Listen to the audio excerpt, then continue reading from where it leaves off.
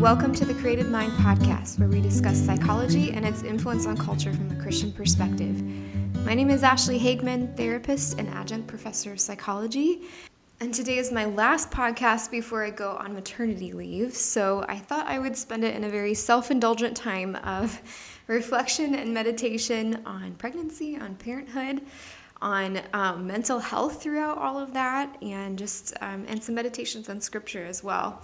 So I hope that you will also be encouraged and that it will spark some thoughts in your own hearts and minds and be an encouragement to anyone who is going through this time of life, or even if you're not. I think that there are some very relatable things that can be gleaned in this topic, especially I think when it comes to suffering, when it comes to these kind of transitional times of life where you're awaiting something or you're in this nebulous time, you're not sure exactly what's going to happen or when it's going to happen, and you're waiting on the Lord for something to happen.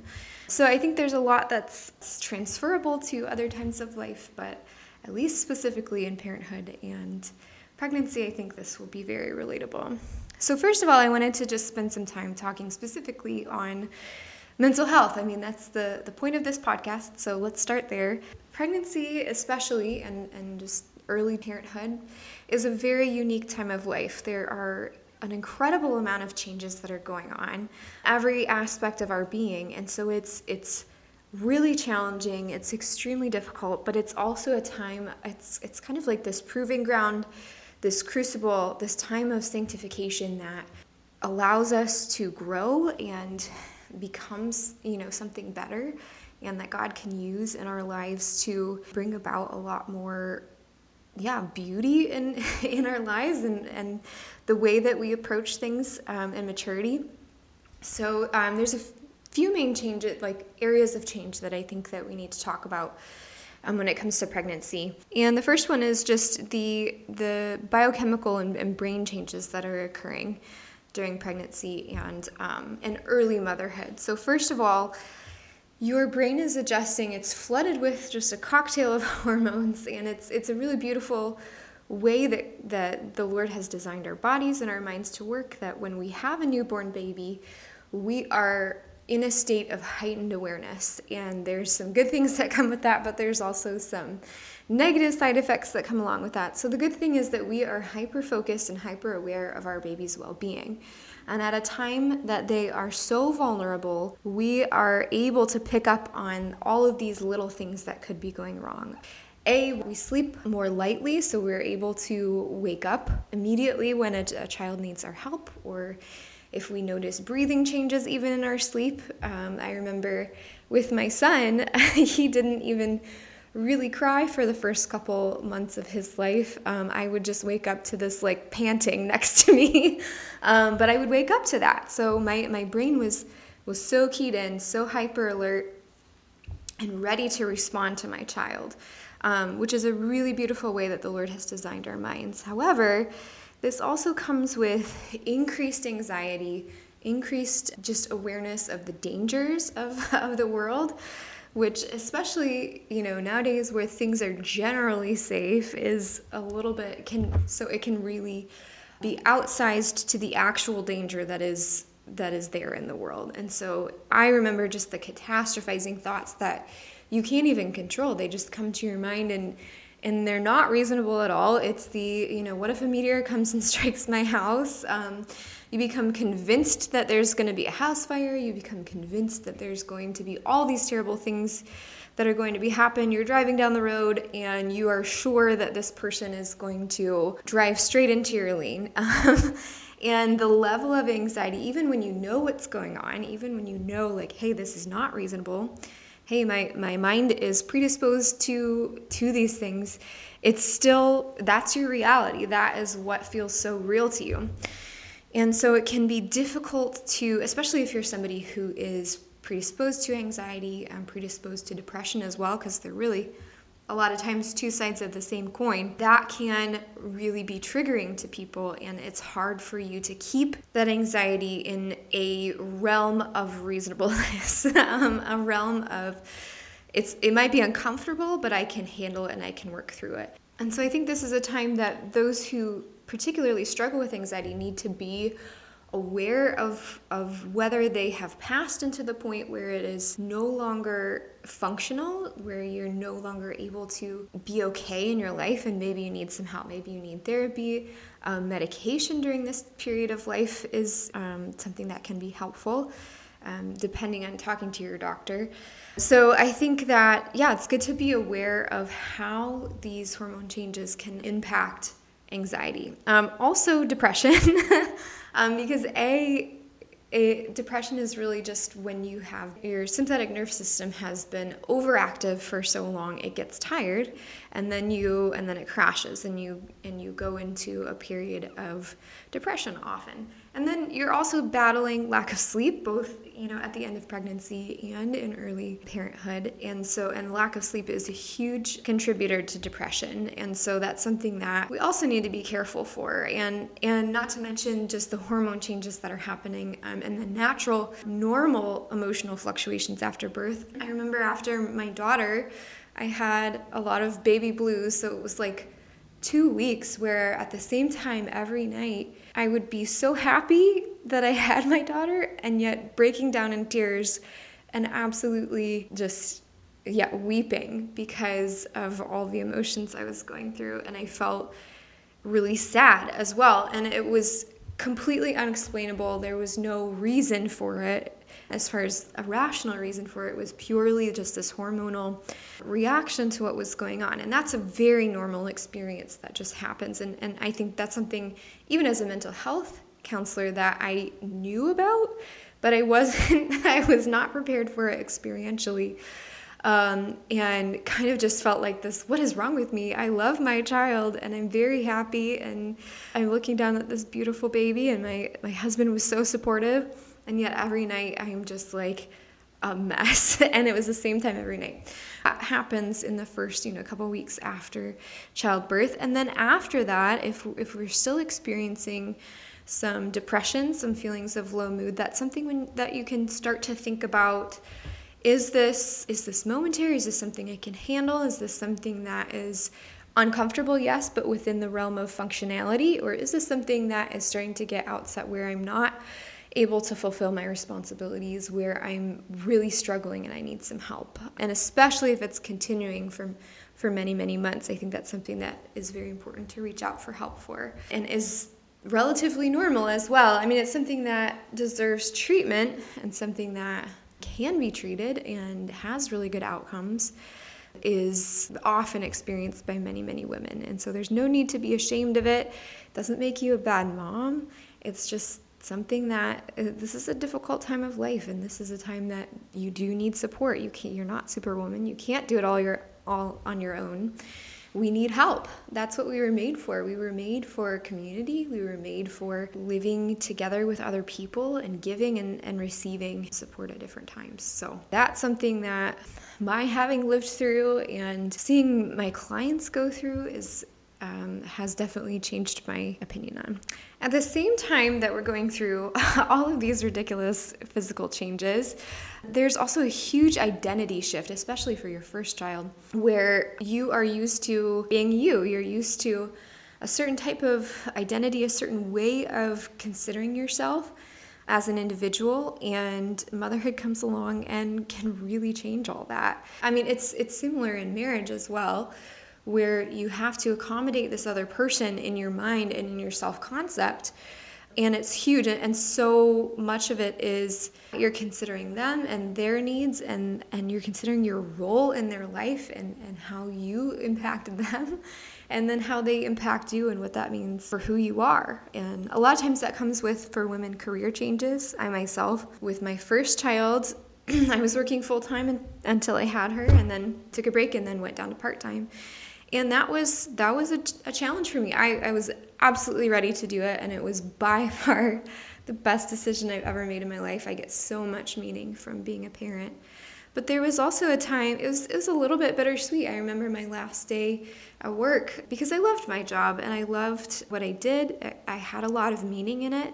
I was proud of what I had accomplished. I loved my coworkers, and it was difficult for me to adjust my self-concept into to sacrifice that part of my life for something better. Absolutely something better. But it's a transition. You're used to thinking of yourself in this one capacity, and your identity coming from a lot of your vocation and what you're doing for work, and changing it to a different vocation, and your identity kind of coming more from motherhood and your care for your children. So that can be a really difficult transition of just, who am I now? And who am I as a mom? What kind of response am I going to have to motherhood? I think it's hilarious to me, all the like TikTok and Instagram reels that talk about the different types of moms. And it's so, in the beginning, you have to find your way in that. Are you going to be a crunchy mom? Are you going to be more laissez-faire? Are you going to be more authoritarian? Like what? There's a million different choices that have something to say about your identity and the way that you present yourself to the world, that are totally different than the types of ways that you would present yourself to the world before motherhood. And so it's a very interesting identity shift that I think can be really disorienting to people, especially, if you've been used to being on your own and working a career, and that's kind of comprised your conceptualization of who you are. It can be really jarring. But coming out the other side of it with a more well-rounded view of yourself, where you can see yourself go through motherhood and be proud of what you have done, and proud of the way that you have loved your child, the way that you have raised your child, and to see the beauty that there is in a newborn baby's face, and then see them as they grow. There is nothing that compares to that, and the meaning that you get from raising a child and conquering all of the challenges that come along the way, and is just, I just can't even compare it to anything. It's so beautiful. So it's a good identity shift, but it can be jarring, and so I think that's something we need to be mindful of, and especially with first-time moms, supportive of, and helping them process that. And it's not bad to have a little bit of sadness. It doesn't mean you're a bad mom. It doesn't mean that you're this heartless career woman that you are regretting, or not regretting, but you are feeling sadness at leaving a career which has defined you, or at least reducing your responsibilities in a career that has defined you for so long. It's just a transition in life, just as it is with singleness, for example, when you're used to being completely independent and not having to think about anybody else when you make decisions in your life. And all of a sudden, you're really excited to have a significant other, but you have to consider them in what you're doing day to day. You have to coordinate schedules with them. You have to figure out, there's a part of the carefreeness and independence that is lost in marriage, and it is very much made up for, and it's very beautiful. But it's a transition, and it's not bad to have mixed emotions. It's not bad to feel some bittersweetness in there, even though it is absolutely worth it and beautiful in the end. The next change that can happen in pregnancy and early parenthood is relational changes. It's not you and your significant other anymore. It's not you and your husband anymore. It is you and him and a baby that requires a lot of energy and focus, and especially in those early times, you don't get a lot of time for your relationship. And so that can be a huge challenge of trying to navigate, how can we connect with each other?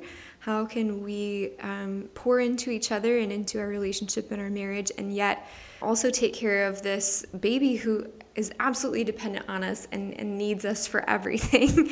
It's very difficult. And then in pregnancy, even at the end of pregnancy, when you're going through such physical discomfort, when it can feel a challenge on your relationship, when you feel so weak and you feel that it's difficult for you to keep up with the things that you've kept up with. It's difficult for you to feel that you can respond to your husband's needs and emotionally, and it's hard for you to feel that you can support and connect with your husband in those times when I just remember both times just praying like, God, I feel so weak. I can't take care of anybody but myself, it feels like. And there's just so much grace that we need during that time. And it's a transition for our partners as well. It's difficult for them as well. So they're going through this identity shift. They're going through kind of these challenges as well. They might be sleep deprived as well. And so it's two very weak people trying to do your best. And sometimes it's just hard and it's overwhelming. And that's where I think faith comes into the picture so powerfully. Is I remember, especially with my son, when we were going through some sleep issues, just crying in the bathroom floor, and knowing like, I can't fix this, Grant can't fix this. We are just at your mercy, Lord, and we are so weak, and every day we need your strength, and we can't get through this without your grace. And so that's something that I think is so important in marriage. Is, cheesy verse that's always pointed out to at weddings, which is the cord of three strands is not quickly broken, that your marriage needs Christ. You need Christ. You need grace, because you're both struggling sometimes. You're both weak. It can be easy, I think, over the course of a relationship where one of you is struggling, but the other of you can support that person, and maybe it's flipped at times. But early parenthood is a time where both can struggle, and it can be such a case of competing needs, of just both of you getting to the end of your rope. And I'm going to talk a little bit more about this in my next section. We need to rely on Christ. We need his grace and his wisdom and his strength, and it's something that he uses for our good and for his glory. The final relationship change is friendship shifts. So that's when you become a parent, it's a lot harder to connect with friends because you are so consumed with what's right in front of you and the needs that are right in front of you. And it can bring on a lot of guilt of, I'm not supporting my friends, I'm not connecting with them. It can bring regret. It can bring even some resentment of, I can't go and do the fun things I was doing before. I can't spend time with those people anymore. Or it's limited, or, I'm spending time with them, but really it's like so disjointed because we're having a conversation and every 10 minutes getting interrupted by a child. And so there is like this shift in friendships and the way that you relate to people that can be challenging as well, because our friendships are extremely meaningful in our lives and in our identity. We need friendships. We need other people. I know during COVID, at first it was actually really nice. So my daughter was 3 months old when COVID hit, and at first it was like, great, I can just stay home and I don't have to go to all these things, and I can just focus on raising her and not feeling so overwhelmed with all the responsibilities that I had outside of our house. But then as it went on, it was such a struggle just to be disconnected from the world, disconnected from my friends. It was really lonely. And even if you're not able to connect in the same way that you were connecting before, just having that time with the people that are there in your life is a huge support. And I know, like, small group, for example, at our church was a huge thing, that once we were able to get back into it, like, even if I wasn't talking about my problems, even if I wasn't, having these deep conversations with people, just interacting with people who I know love me and who I know could be there for me if I needed them, was such a huge protective factor against the feelings of isolation, the feelings of exhaustion, of loneliness, of I'm doing this all by myself. And so you have to navigate those friendship shifts. It's good to be aware of them and know that it's normal, and to not feel guilty over that. To be able to say, these are my priorities. My priority is my family. I need to take care of this child who is totally dependent on me right now. And so there is a natural shift where I can't be the end-all be-all for my friends, or I can't have as many friendships and keep up with them as I did in the past. But that they're still important and still make an effort to do that. I think it's easy to isolate ourselves and retreat into our homes because it's easier. And sometimes we do need to fight for those friendships and fight for those relationships. And it might be difficult to get out, but sometimes you got to do it.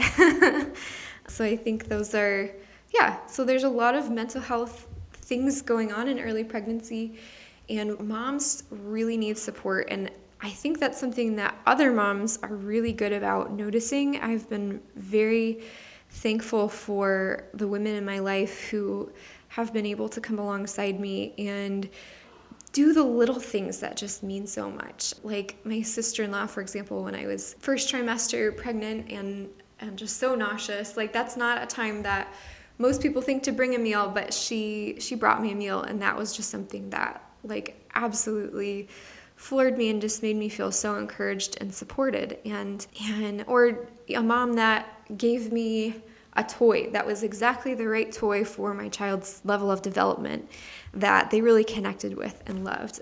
Or someone thought about, hey, you need a swaddle because they're really good and they changed my life, so here's a swaddle.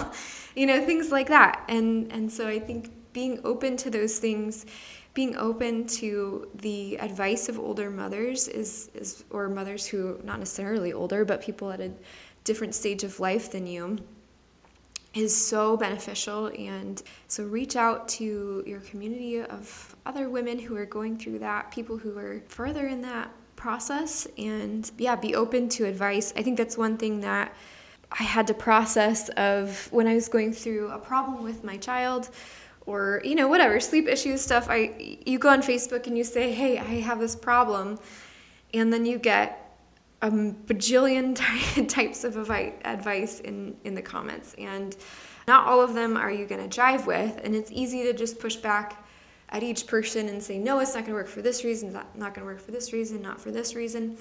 And that's really a message of pushing people away, of I don't need help, I can do this on my own. And you're looking for a very specific type of advice, which maybe they don't know, and they're just trying to reach out to you and help you and support you. And so I think for me, it was an important process of looking at why people are saying what they're saying and appreciating the thought and the support that they're giving me, even if I felt like I'm probably not going to use that advice. I'm really thankful that you took the time to give me some help, and that you care about me, and just kind of absorb that. Then also there was times where I thought it wasn't good advice, but I was like, you know what, I'll just try it anyways, and it ended up working out really well. So there's a level of humility that I think is so important, reaching out to your elders, reaching out to people in your community who have been there before you, being humble and allowing them to speak to you, speak into your life, to take their advice and also to take their love, I think was a really beneficial mindset for me to have, like going into that.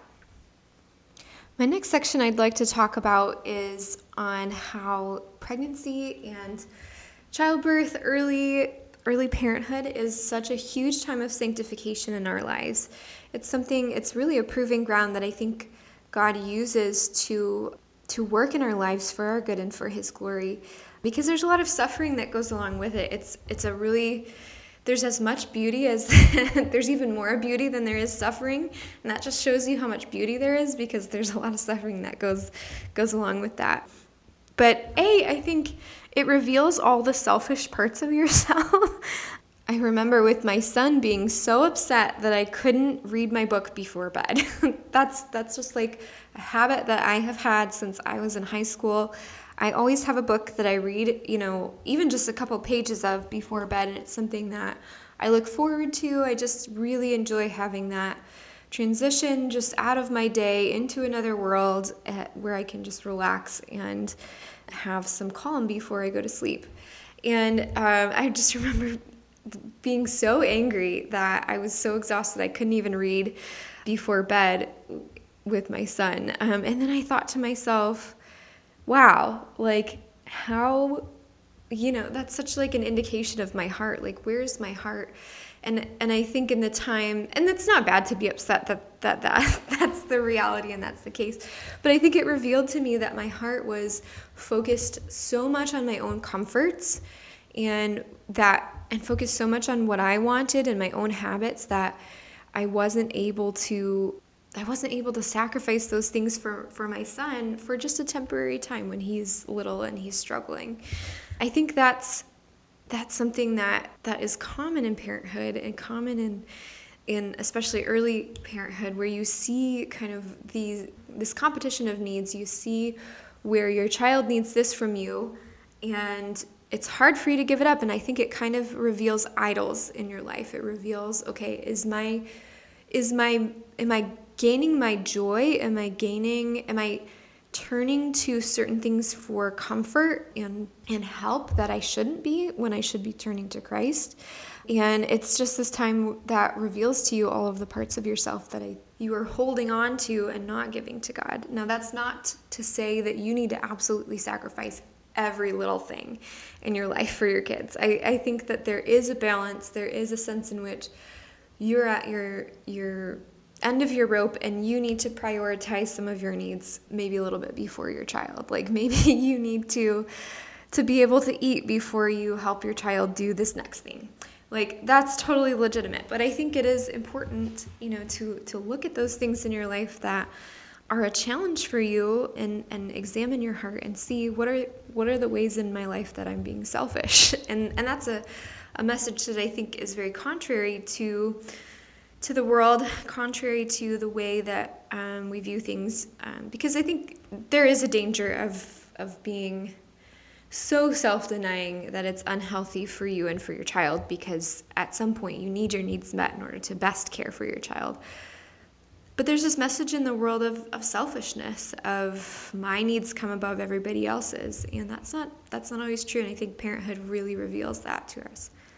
Secondly, it reveals, so when you see the reflections of yourself in someone else, it's extremely humbling. So with kids, it's like I see the way that I respond to things, the way that I say things, and I hear it come out of their mouths, and I see it happen in their lives, and I am very convicted. And so I think that that's an opportunity, a time where you can reflect on how you can, just seek the Lord and the things that you need to change that you might not have been aware of because they're just so normal to you. So that's an opportunity for sanctification as well. And finally, my last section, I'd like to talk about suffering and the role of suffering in our lives. And I mean, this goes along with the sanctification aspect as well, that it's a time that's difficult. It's a time of transition, but it teaches us truths about Christ. It teaches us truths about the reality of the world that I think are very important lessons to take with us and glean from this time. So first of all, there's a passage that talks about labor, that talks about how going through this process of childbirth actually is a metaphor and makes us aware of our current state and what we are awaiting for. It's easy, I think, to be comfortable sometimes in this life and in this world, yet these times of suffering, these times of particularly childbearing, can make us aware that no, we are waiting for something better. So I'd just like to read to you guys, I wish I could read the whole chapter really, but Romans 8:18 through 25, which says, "For I consider that the sufferings of this present time are not worth comparing with the glory that is to be revealed to us. For the creation waits with eager longing for the revealing of the sons of God. For the creation was subjected to futility, not willingly, but because of him who subjected it in hope, that the creation itself will be set free from its bondage to corruption and obtain the freedom of the glory of the children of God. For we know that the whole creation has been groaning together in the pains of childbirth until now. And not only the creation, but we ourselves who have the first fruits of the Spirit groan inwardly as we wait eagerly for adoption as sons, the redemption of our bodies. For in this hope we were saved. Now hope that is seen is not hope, for who hopes for what he sees? But if we hope for what we do not see, we wait for it with patience." And that, oh my goodness, wow. That is just like, it hits me because right now, like, I am in the midst of feeling very uncomfortable and, not being able to sleep very well at night. And that's just pregnancy, and going through birth is really difficult as well. But it just makes you aware of this feeling of things are not right in creation. Things are not right in this world. And even we who have been saved, we who have the first fruits of the Spirit, are still awaiting our final glorification. We are awaiting the redemption of our bodies. We are awaiting the redemption of the creation of all of everything. And this these times of difficulty, these times of suffering are good because it reveals to us the things in this world that are not okay. And we need to be able to say these things are not okay in this world, and to not be comfortable with the things that we shouldn't be comfortable with. And so I think, this is such a beautiful metaphor for me of just clinging to Christ and awaiting the beauty that there is on the other side of this. And that's how I feel. It's like I'm awaiting this beauty that's on the other side of this beauty of my newborn child. And I am longing, and I'm in the pains of childbirth, and I am awaiting this time of beauty and of glory. And that's how we are with Christ. That's how we are with awaiting the new kingdom, that we are groaning. And all of creation is groaning. We look at just the world that we live in, and we have to recognize something is not right here, and we need that. We are looking forward to the kingdom, and we need that. I felt the same way, actually. It was really interesting when I was single, of this like transition in life, of this. It made me more aware of the reality that we are waiting for Christ, that we are waiting the bridegroom. And so that longing for a relationship, that longing to be united with somebody, to not be alone anymore, that awaiting that fullness of relationship, like being single, it was hard, but it was something that made me hyper aware of the reality of the situation, the reality of what is going on, that we are not okay where we're at, that things are not good right now.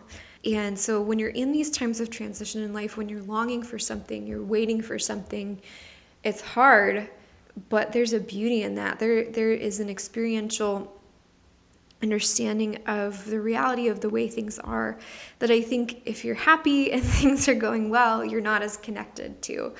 And so there is glory, sanctification brought about through those times of suffering and those times of difficulty. So that's all I have for you today. I hope that my ramblings were beneficial and encouraging to you all. If they were, feel free to reach out to me on my Facebook page. Also, it's very helpful if you give my podcast a like and give it a review on Apple Podcasts and Spotify are kind of the big two. So if you could do that, that would be a huge favor. And if you liked what I talk about in this podcast and you want more, I do have an e-course available called Understanding Psychology from a Christian Perspective. You can see the link in the description.